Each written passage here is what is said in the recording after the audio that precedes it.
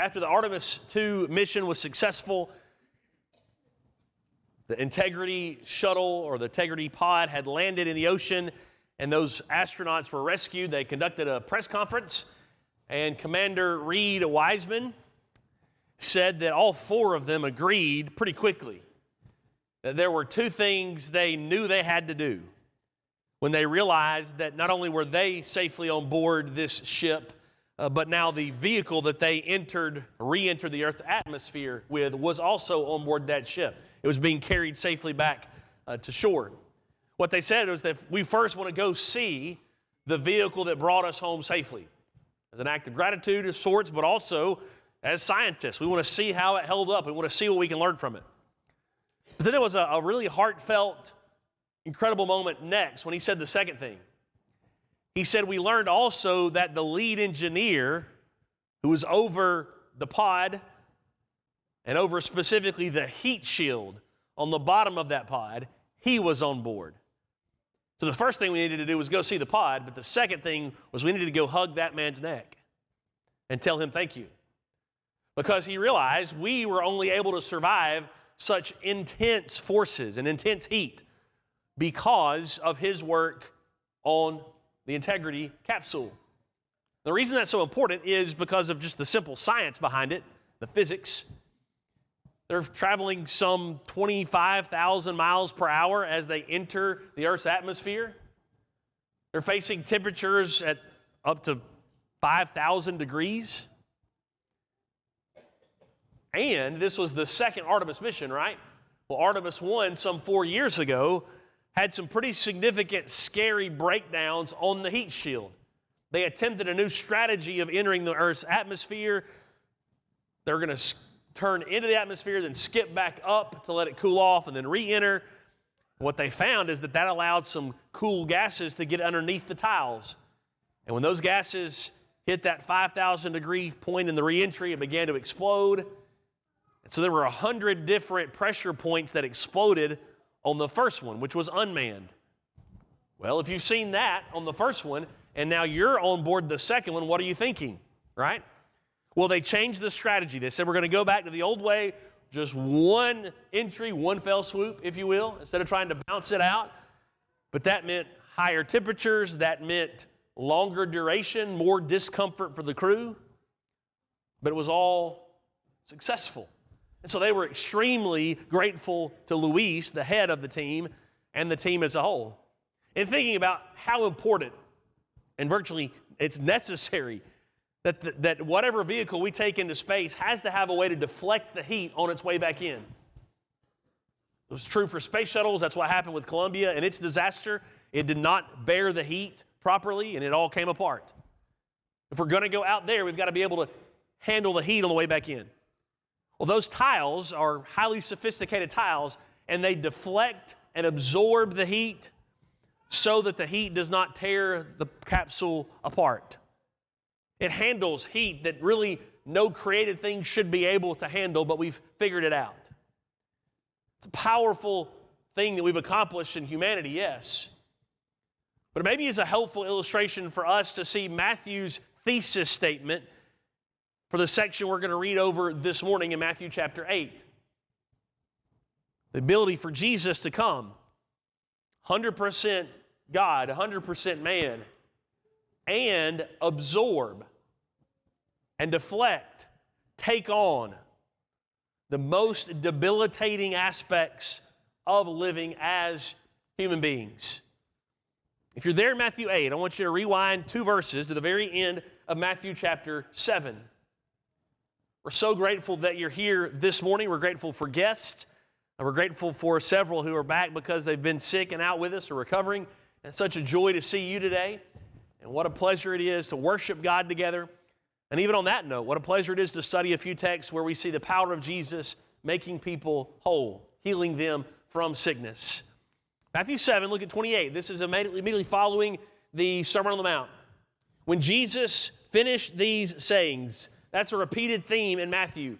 He's going to give these discourses, and then Matthew's going to tell us when he finished these sayings, you need to listen carefully as to how what follows fulfills what he just taught. The crowds were astonished at his teaching. They were shocked by what he taught. Why? Verse 29, for he was teaching them as one who had authority and not as their scribes. They recognize there's something different about how he teaches. He doesn't hide behind the law.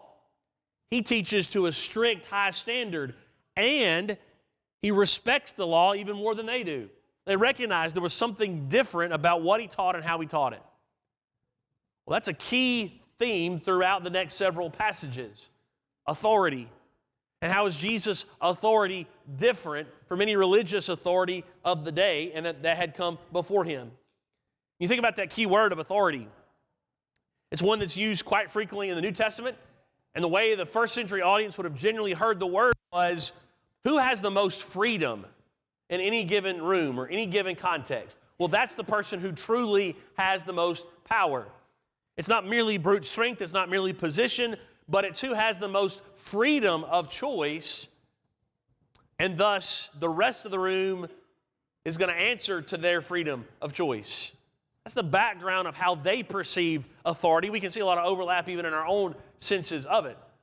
But moving forward, we're going to see exactly how Jesus uses his authority. And that's what Matthew's going to show us. He's going to open with 3 stories that are repeated elsewhere, but he's going to put them in this order to lead to his conclusion in verse number 17. The 3 stories, beginning in verse number 1, Jesus interacts with a leper, makes him clean, sends him off to the priest.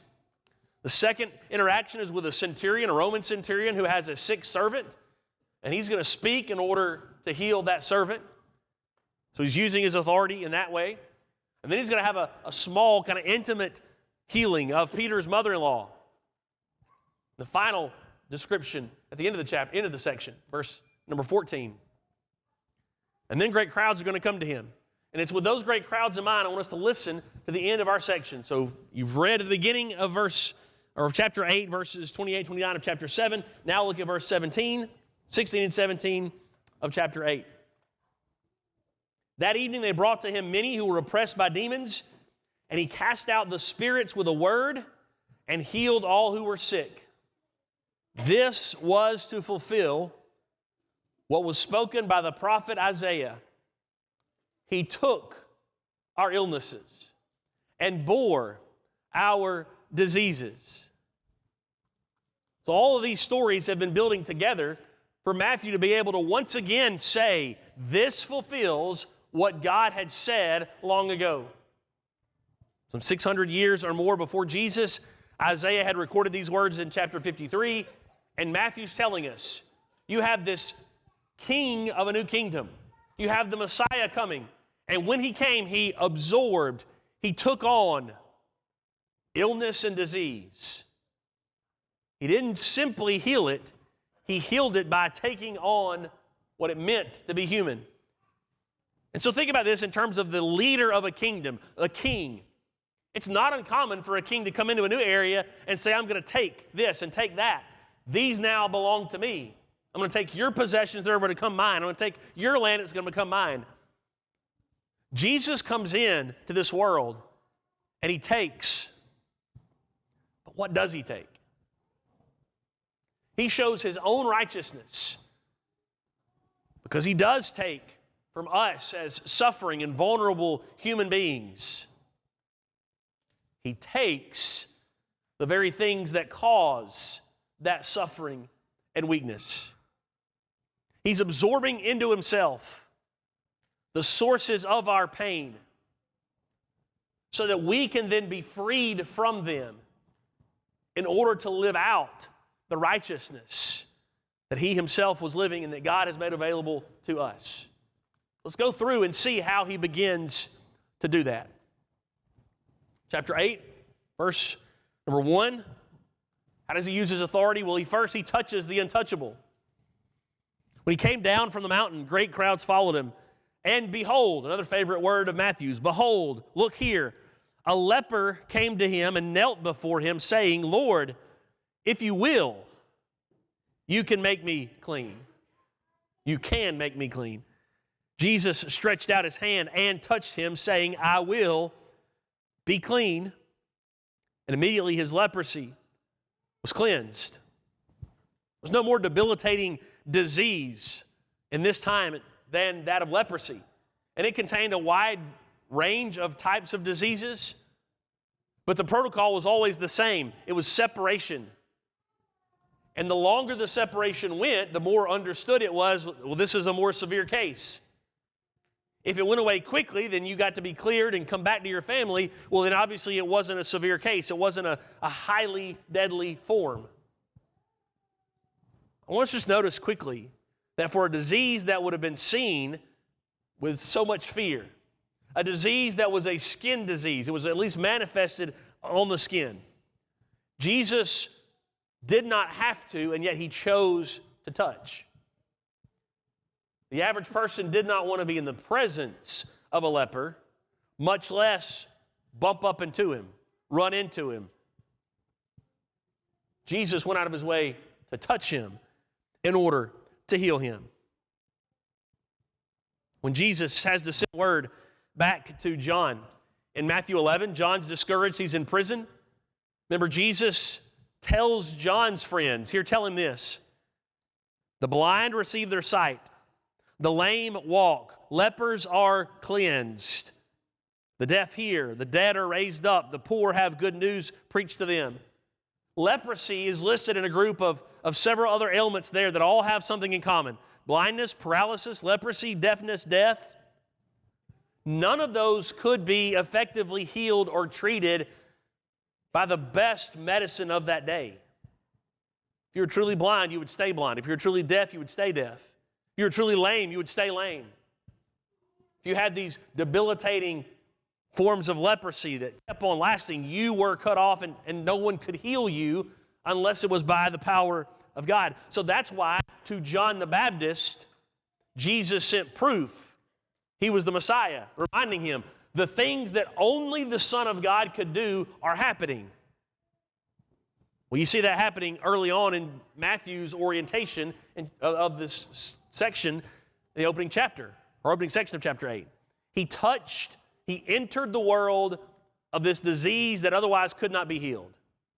He touched not only what was untouchable physically, but had a big stigma because you could not be touched physically.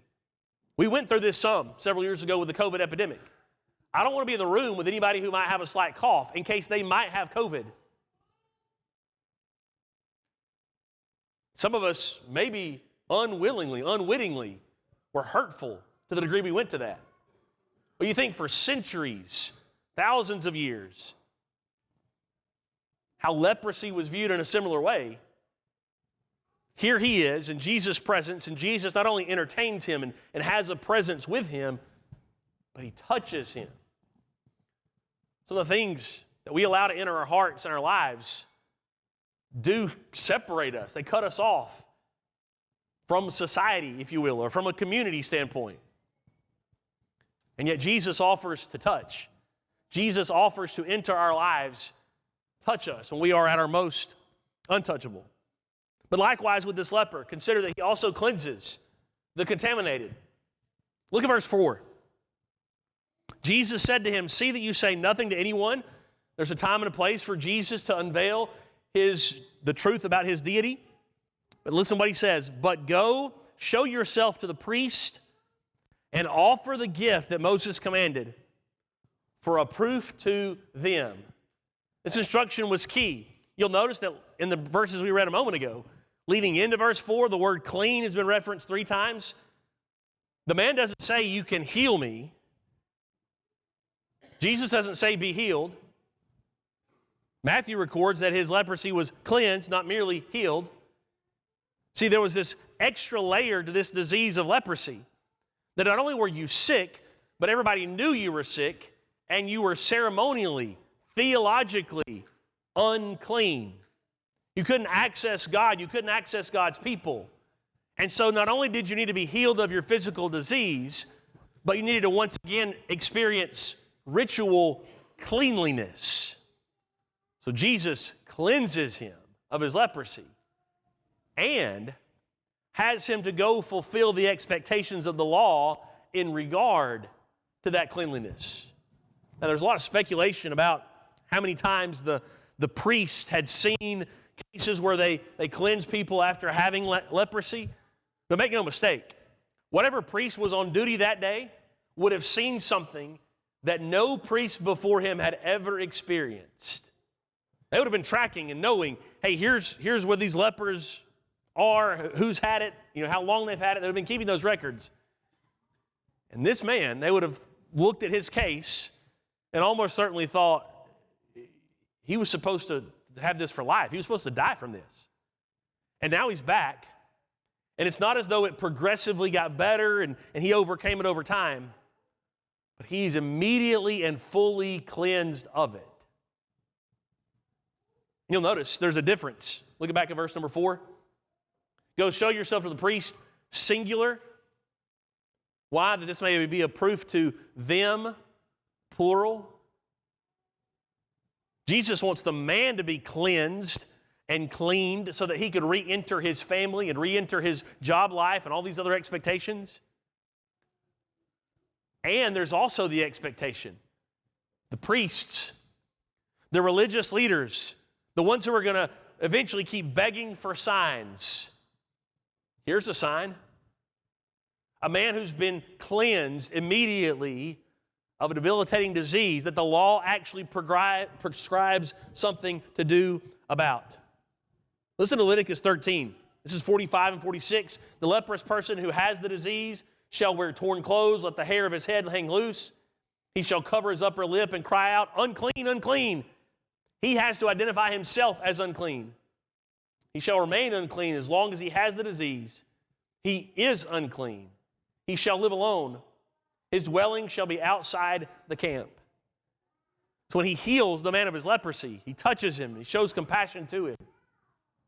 He cleanses him ceremonially. He restores his standing back to where he needs to be and wants to be. And that sends a message to the priests who are validating all of this. Chapter 14 specifically tells about the offerings that have to be made so that they are proven to be clean once and for all. And likewise, we do well to see that Jesus came not only to bear the physical vulnerabilities that we experience, but also and especially to bear the spiritual vulnerabilities and the spiritual destruction that comes between us and God through sin. And now notice the second part of this section. He's going to speak to the distant. Changes gears, verse number 5. When he had entered Capernaum, a centurion came forward to him, appealing to him, Lord, my servant is lying paralyzed at home, suffering terribly. And he said to him, I will come and heal him. But the centurion replied, Lord, I'm not worthy to have you come under my roof, but only say the word, and my servant will be healed. For I too am a man under authority with soldiers under me. And I say to one, go, and he goes, and to another, come, and he comes, and to my servant, do this, and he doesn't.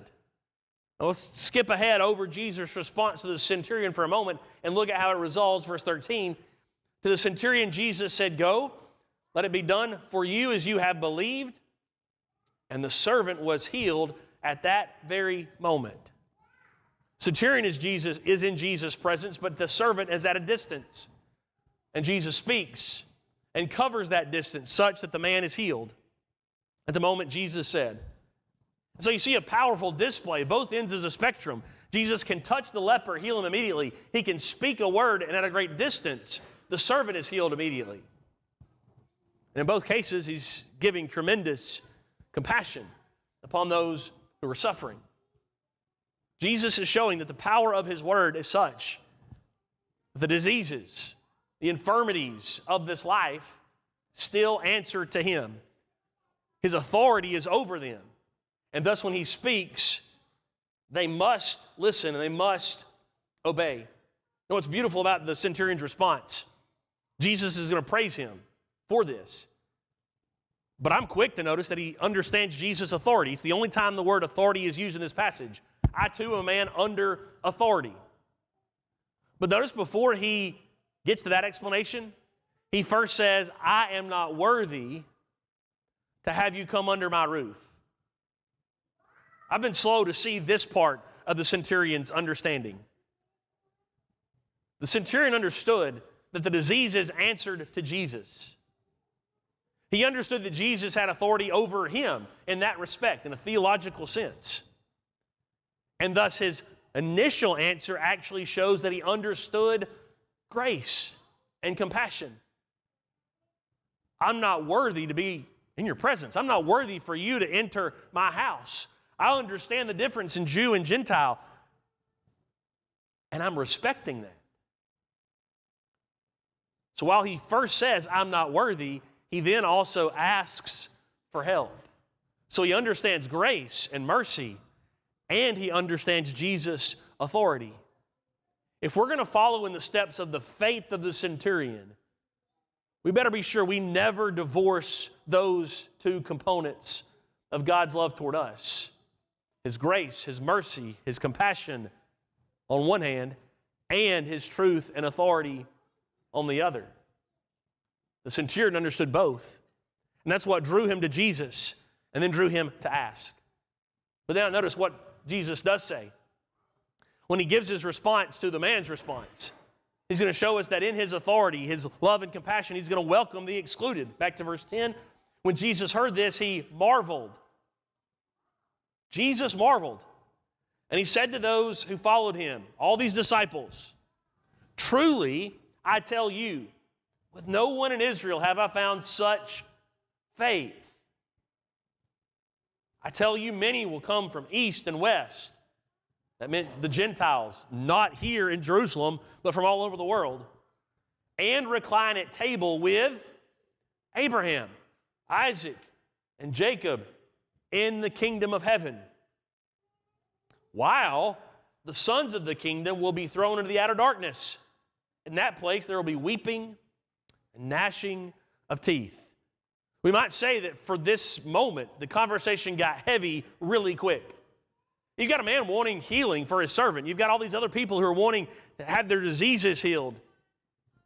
And Jesus, really quickly, pivots to not only heaven, but also to hell. And says, what you're doing today and what you're witnessing today has eternal implications.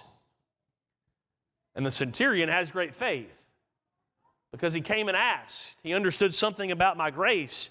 He understood something about my authority, which is that he can speak that authority and the diseases listen. The centurion is also making clear, I want to be under that authority. I trust it. I want to hear what it has to say. I want to do what it says to do. So Jesus says, this is the attitude the kingdom I've come to begin is looking for. And those people who act in faith in response to my authority, they'll be the ones who are welcomed. Whereas the ones who tried to enter it with presumption, the ones who had everything given to them, the phrase that's pretty popular today is born on third base. You didn't have to work for it. You didn't have to do anything. Well, you're a Jew and you think you're automatically in. You're going to be out. And that's going to involve eternal suffering. So he pictures this banquet scene representative of eternity, representative of heaven. Eventually, those from east and west will come and be together with the heroes of faith, Abraham, Isaac, and Jacob. What he's probably doing is saying that, Jews, you have this idea that the Messiah is going to come and he's going to conquer Rome. And you're going to add Rome to that list of nations that you celebrate God's victory over at Passover. Or you're going to develop a new feast in honor of this victory over Rome. But Jesus says, let me tell you, there's another feast coming. A feast where all of those who respond to me in faith will be together in the kingdom of heaven. And so just as Abraham and Isaac and Jacob were men of faith, so too this centurion was one who acted in faith. And I haven't seen this faith in anywhere else among the Israelites. So you better learn from him, because he will be welcomed when those who act out of presumption instead will be excluded in the end. But then fourth, this is the shortest of the passages, but maybe the most helpful for us in terms of putting all this together for a way we can move forward with it in our actions. Jesus is going to restore our meaning and purpose. How does he use his authority? To help us, to serve us, that we might be able to carry out our God-given purpose. When Jesus entered Peter's house, verse 14, he saw his mother-in-law, that's Peter's mother-in-law, lying sick with a fever, probably close to being deadly type fever, a high fever, some translations say. They would have often associated this with demon possession. Doesn't mean she was possessed necessarily, but it was a high fever. It was something that was scary. So verse 15, he touched her hand. There's the touching again, when he didn't have to. The assumption would have been it's contagious, so they would have stayed away from her. He touched her hand, the fever left her. And she rose, she got up, and began to serve him. Now, feminists aren't a fan of this verse, obviously, because a woman is healed and she gets up and she begins to serve Jesus. But there's a little insight that happens when you look at Luke 10 with the story of Mary and Martha there. Martha is doing what she expected to do, was expected to do, to take care of the house, which meant to welcome with gladness and joy all who came there. But of course, in that moment, Jesus was there to teach and lift them up and encourage them, and she was foregoing that. But her expectation would have been the cultural expectation. So Jesus is a guest in Peter's house, probably his home base while he was in Capernaum. And she would have been the one who wanted to serve Jesus and welcome him. And the fever had kept her from doing that. So when he heals her, in her enthusiasm, she's able to get back up and do what she was supposed to be doing all along. And that reminds us of something very important when we begin to connect the dots to verse 17. He took our diseases. He bore our illnesses. When Jesus steps into the vulnerability, the weakness of humankind, he bears it and takes it so that we can bring it out into the open ourselves, give it to him, so that we can turn to him for help with those vulnerabilities, and thus be able to unlock so many of the locks that keep us from acting, that keep us from interacting with trust with each other, that keep us from stepping out in boldness. That means he grants us this freedom to live with purpose. Because here's the kicker in all of this. It's really difficult to suffer, to have these illnesses, to have weakness of human flesh. And the concept of shame is, what do other people think about me or my family because of what I'm experiencing? And that was a far more primary value of this time and even the time before it in the ancient world. This corporate shame and corporate honor. And so Jesus steps into the world of humankind and he takes on all the things that hurt us and that cause us to feel ashamed about hurting. So he's also taking on the shame and saying, I'll break those expectations. I'll break those barriers that so often stand between you culturally. Therefore, you can be freed up to then do what's best for God and what's best for yourself. Think of how this really comes to the surface in that Isaiah 53 passage. Lakin read a good chunk of it for us a moment ago. Matthew quotes from verse number 4. Surely he has borne our griefs and carried our sorrows. But listen to the preceding verses. Verse 2, he grew up before him like a young plant, like a root of a dry ground. He had no form or majesty that we should look at him, no beauty that we should desire him. He was despised and rejected by men, a man of sorrows, acquainted with grief, and as one from whom men hide their faces. He was despised, and we esteemed him not. So surely he has borne our griefs, carried our sorrows, yet we esteemed him. This is how we viewed him, as stricken, smitten by God, and afflicted. We thought in the moment that he deserved it, but he took it onto himself willingly.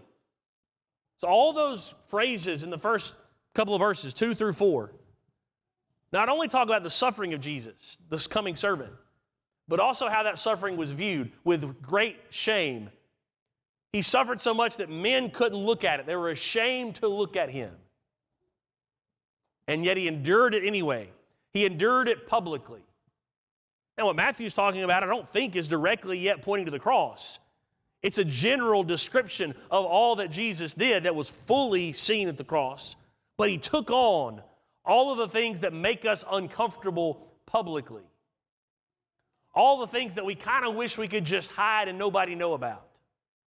He took on those on himself so that we could be 100% honest with him and with each other, and thus serve out of his great righteousness that he's then given to us. And that's the takeaway in verse number 5 of Isaiah 53.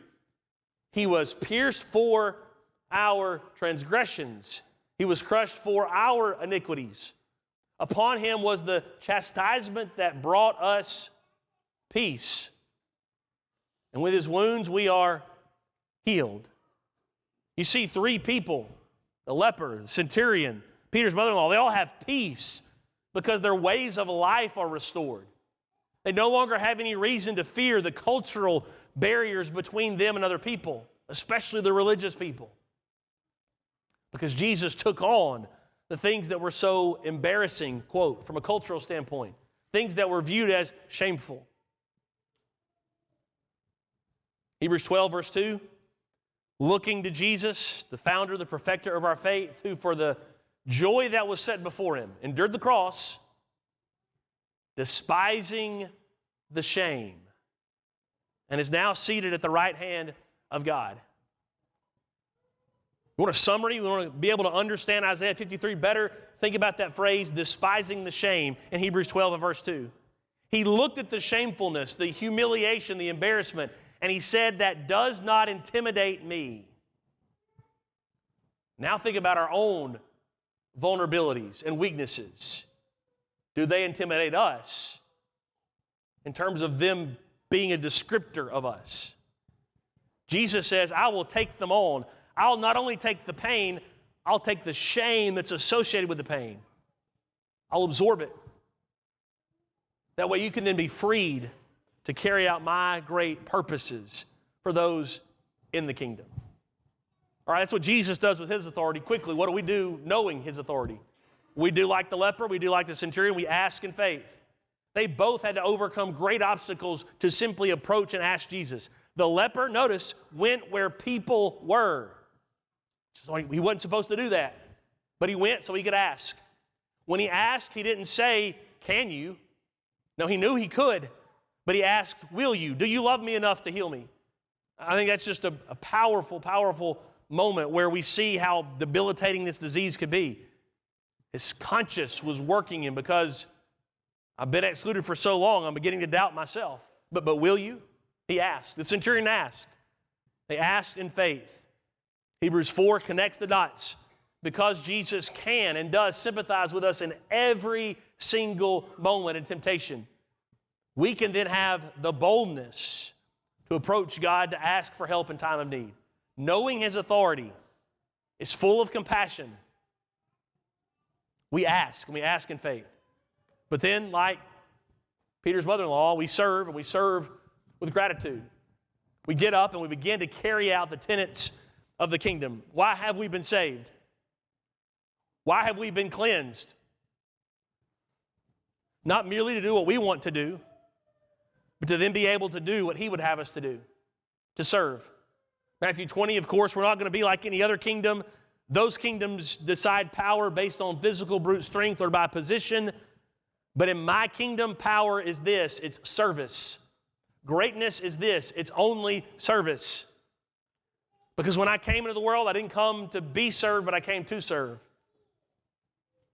And I came to give my life as a ransom for many. Jesus absorbs the things that make this life so painful and the shame they bring, so that we might then feel and know the freedom of connection with him and carry out his great purposes in this world. This morning, if you don't know that freedom, if you don't know the joy of him being your Savior, then please let today be the day it all changes. Choose to put Jesus Christ on in baptism for the forgiveness of your sins. Choose to come back to him as a child of God who's gotten caught up in sin. Would love to help you with that and pray with you about that. Or maybe you have some other burden of life, some other vulnerability that we can help you with and pray with you about. We'd love to help you there as well. If we can help you, would you come as we sing together? Clean heart, oh.